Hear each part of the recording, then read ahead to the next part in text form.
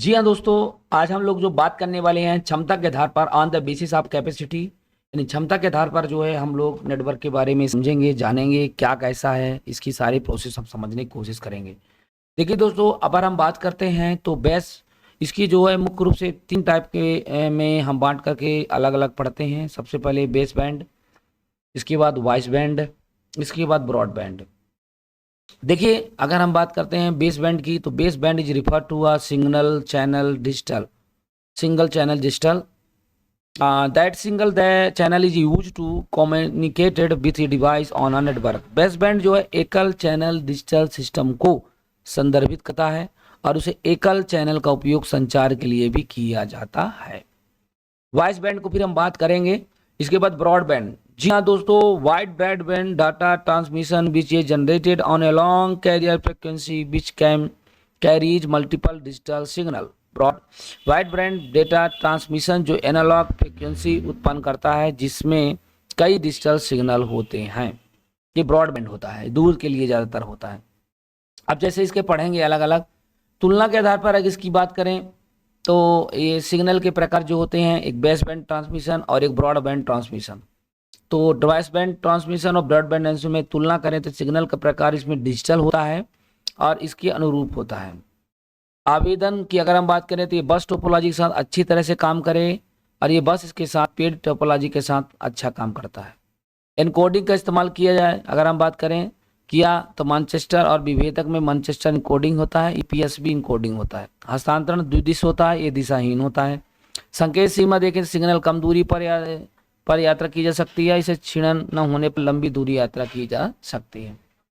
अगर हम बात करते हैं ब्रॉडबैंड, तो ब्रॉडबैंड जैसा आप देख पा रहे हैं, ब्रॉडबैंड एक साथ बड़ी मात्रा में विभिन्न प्रकार के सिग्नल को साथ भेजने व प्राप्त करने का ब्रॉडबैंड कहते हैं। मतलब एक से ज्यादा सिग्नल को साथ में भेजा जाएगा और एक साथ में रिसिप्ट भी किया जाएगा, रिसीवर भी किया जाएगा, सेंड भी किया जाएगा। अब ब्रॉडबैंड कनेक्शन के लिए coaxial cable, twisted pair cable, fibre optical cable आदि का प्रयोग किया जाता है। इसमें वाइड ब्रॉडबैंड आवृत्ति का प्रयोग किया जाता है। और ब्रॉडबैंड के प्रकार अगर हम बात करें टाइप ऑफ ब्रॉडबैंड, तो देखिए कितने प्रकार के होते हैं। DLS digital subscriber line, cable, fibre optics, wireless, satellite.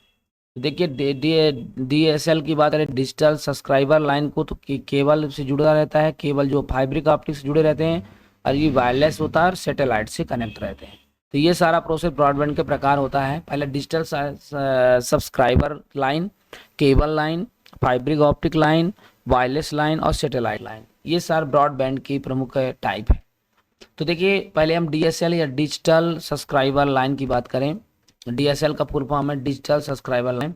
पहले से मौजूद टेलीफोन लाइंस का प्रयोग करके ज़्यादा ब्रॉड बैंडविड्थ वाली डाटा को सर्विस के सब्सक्राइबर तक ट्रांसपोर्ट करता है। टेलीफोन वायर ये इसी से काम करता है। तो डीएसएल जो है टेलीफोन वायर का एग्जाम्पल हो जाएगा। केबल की बात करें तो ये कनेक्शन लोकल टीवी प्रोवाइडर के द्वारा प्रदान किया जाता है। अगर किसी विशेष क्षेत्र में बहुत सारे यूजर ब्रॉडबैंड केबल सर्विस के बैंडविड्थ का उपयोग कर रहे हैं तब इंटरनेट की स्पीड में कमी देखी जा सकती है। फाइबर ऑप्टिक की बात करें तो यह एक नई ब्रॉडबैंड सर्विस है जो उच्च गति इंटरनेट सर्विस प्रदान करती है।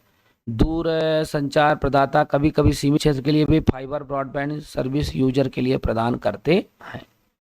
वायरलेस की बात करें तो ये घर या बिजनेस को इंटरनेट के साथ एक रेडियो लिंक सहायता से वायरलेस ब्रॉडबैंड कनेक्ट करता है। ये ग्राहक के स्थान को इंटरनेट सर्विस प्रोवाइडर से जोड़ने की सुविधा प्रदान करता है। वो सैटेलाइट की बात करते हैं तो ये उपग्रह में हमें ब्रॉडबैंड के लिए लिंक प्रदान करते हैं। यह भी एक प्रकार का वायरलेस ब्रॉडबैंड होता है। इस प्रकार प्रयोग रिमोट एरिंग में भी इंटरनेट प्रदान करने के लिए किया जाता है जो ज़्यादा लोकप्रिय नहीं होते हैं। इसके द्वारा ज़्यादा क्षेत्र तक इंटरनेट सर्विस प्रदान की जा सकती है लेकिन इसमें इंटरनेट की स्पीड धीमी होती है। ये सैटेलाइट है भैया। ये उपग्रह ब्रॉडबैंड के लिए लिंक प्रदान करता है। यह भी एक प्रकार का वायरलेस ब्रॉडबैंड होता है। इसका उपयोग रिमोट एरिया में इंटरनेट प्रदान करने के लिए किया जाता है और जो ज़्यादा तो लोकप्रिय नहीं होते हैं। इसके द्वारा ज़्यादा क्षेत्र तक इंटरनेट सर्विस प्रदान की जा सकती है लेकिन इसमें इंटरनेट की स्पीड धीमी होती है। ये सैटेलाइट वाला है। क्लियर?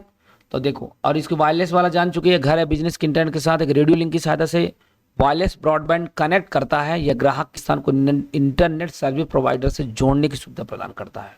वायरलेस को समझ में आ गया। अब पहुंच अनुमति के आधार पर बांटेंगे। बेस्ड ऑन एक्सेस परमिशन के आधार पे पढ़ेंगे तीसरा वाला। तो इंट्रानेट, इंटरनेट और एक्सटर्नेट।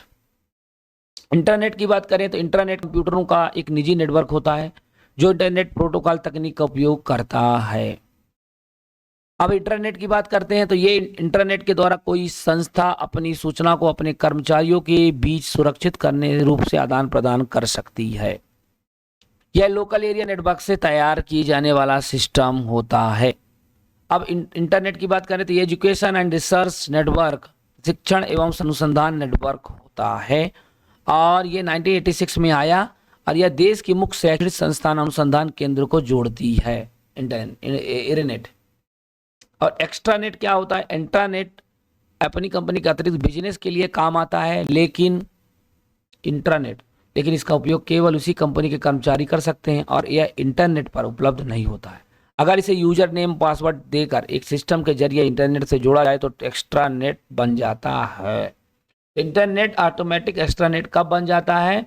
जब उसे उसमें पासवर्ड डाल दिया जाए और उसे सिस्टम में उसके द्वारा जोड़ दिया जाए तो वो एक्स्ट्रानेट बदल जाता है। अन्य अदर की अगर हम बात करते हैं दोस्तों, तो ये अदर में जो बताया गया है वो ये है कि देखिए दूसरे प्रकार के अगर हम देखें 5.1 तो सीरियल संचार पढ़ेंगे, पैरेलल संचार पढ़ेंगे, यूनिकास्ट पढ़ेंगे, मल्टीकास्ट पढ़ेंगे, ब्रॉडकास्ट पढ़ेंगे और एनालॉग डिजिटल संचार पढ़ेंगे। तो देखिए इसमें पहला सीरियल पढ़ेंगे, पैरेलल संचार पैरेलल पढ़ेंगे, यूनिकास्ट पढ़ेंगे, मल्टीकास्ट पढ़ेंगे, ब्रॉडकास्ट पढ़ेंगे और एनालॉग डिजिटल संचार ये अदर में आते हैं।